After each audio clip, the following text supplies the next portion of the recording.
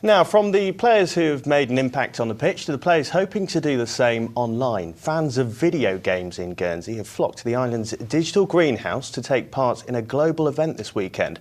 They joined gamers from over 100 other countries to create their own games in just under 36 hours. Yeah, it's an industry that keeps levelling up, and Paul Davis has been finding out how game developers in the Channel Islands can get their own high score. 36 hours and a whole lot of sugary snacks later, and the game developers here have turned their ideas into a pixelated reality. The global game jam aims to bring people together from all over the world to generate a creative buzz. A buzz which helped husband and wife teams Steve and Marie create and release their very own video game. Our first attendance at the Global Game Jam was here in 2017. Yep. And we didn't know, we'd never worked together before, really at all, and certainly not on a game, but it worked really well. And the game that we came out with at the end was very, very rudimentary and very basic, but it was the core of what is there now. Yeah, we liked the idea enough that we thought we could develop it into a full game.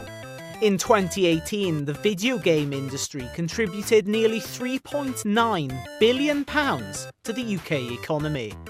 That's more than the video and music industries combined, and more than double what it was worth in 2007. This growth is largely down to blockbuster games like Red Dead Redemption 2 and the latest instalments of the FIFA and Call of Duty franchises, all of which sold more than 1 million physical copies across the British Isles last year. It's a big pond with some pretty enormous fish, and it's a market that Guernsey game developers say is a tough nut to crack.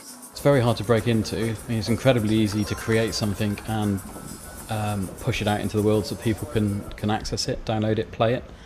But to actually get noticed amongst the, I guess, thousands of games that pour out there, month on month, that is tough. You can create a game and push it out onto an app store very easily, but to be noticed, you need, that's where marketing and that's where all that kicks in to actually just, get eyeballs on your game. That's the tough bit.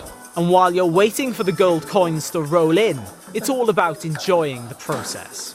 I really enjoy making games and just experimenting with different kind of mechanics to see what's fun and not. But the best thing to do is start with a prototype, right? So you kind of want to build it as flimsily and badly as possible to prove that it's fun. Because if it's not fun, it's not gonna work. Like in most games, it's the little guy taking on the world with the hope of reaching the treasure at the end. Paul Davis, ITV News. So the quality of the games nowadays is incredible, isn't it? I wouldn't know where to begin with creating a game like that. Are you a gaming fan? Not hugely, but I remember when I was younger, it was FIFA football, which we saw in there. The source of many arguments with my friends, actually. It's very different to my Commodore 64 days, but anyway, that's many years ago. Anyway.